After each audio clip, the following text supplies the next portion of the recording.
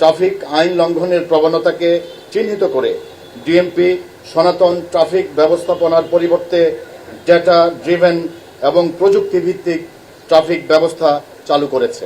অটোরিকশার বিষয়ে আসলে ঢাকা মেট্রোপলিটন পুলিশের একার পক্ষে তো এই অটোরিকশা এখনই রাস্তা থেকে দূরীভূত করা সম্ভব নয়।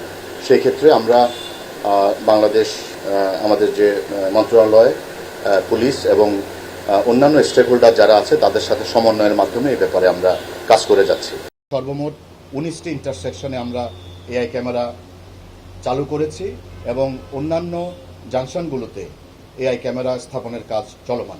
জিয়া উদ্যান ও সংসদ ভবন এলাকায় প্রতিদিন বিপুল সংখ্যক সাধারণ পথচারী ও প্রাতঃভ্রমণকারীদের সমাগম ঘটে, কিন্তু উদ্বেগের বিষয় হল এই সড়কের প্রশস্ততা ও অবস্থানগত বৈশিষ্ট্যের কারণে চালকগণের মধ্যে অতিরিক্ত গতিতে যানবাহন চালানো এবং অযথা লেন পরিবর্তনের একটি মারাত্মক প্রবণতা লক্ষ্য করা যায়।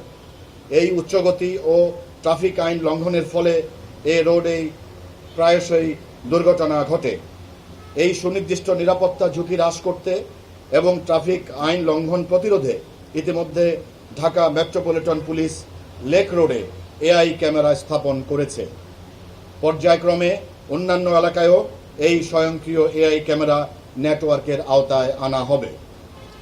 প্রিয় সাংবাদিকবৃন্দ, এই আধুনিক প্রযুক্তি সরাসরি আমাদের কমান্ড সেন্টারের সাথে সংযুক্ত। কোনো যানবাহন এই সুরক্ষিত সড়কে গতিসীমা লঙ্ঘন করলে, বিপজ্জনকভাবে লেন পরিবর্তন করলে, চালক এবং আরোহী হেলমেটবিহীন মোটরসাইকেল চালনা করলে, অবৈধ পার্কিং এবং যানবাহন চলাচলে প্রতিবন্ধকতা সৃষ্টি করলে এআই ক্যামেরা স্বয়ংক্রিয় নিখুঁতভাবে শনাক্ত করবে এবং ডিজিটাল পদ্ধতিতে ই প্রসিকিউশন বা মামলা রুজু হবে, যা চালক এবং মালিকপক্ষ স্বচ্ছ প্রক্রিয়ার মাধ্যমে নিষ্পত্তি করবেন। এতে শতভাগ স্বচ্ছতা নিশ্চিত হবে এবং ট্রাফিক পুলিশকে সড়কে সশরীরে গতিরোধ করার মতো ঝুঁকিপূর্ণ কাজ করতে হবে না।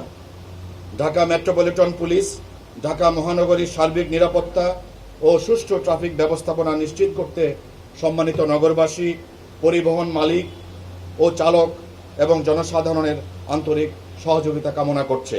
রাজধানীতে এই মুহূর্তে আমাদের 15টি ইন্টারসেকশনে এআই ক্যামেরা বসানো আছে এবং তার সাথে আজকে আমাদের সংযুক্ত হলো আরও 4টি। এই সর্বমোট 19টি ইন্টারসেকশনে আমরা এআই ক্যামেরা চালু করেছি এবং অন্যান্য জাংশনগুলোতে এআই ক্যামেরা স্থাপনের কাজ চলমান।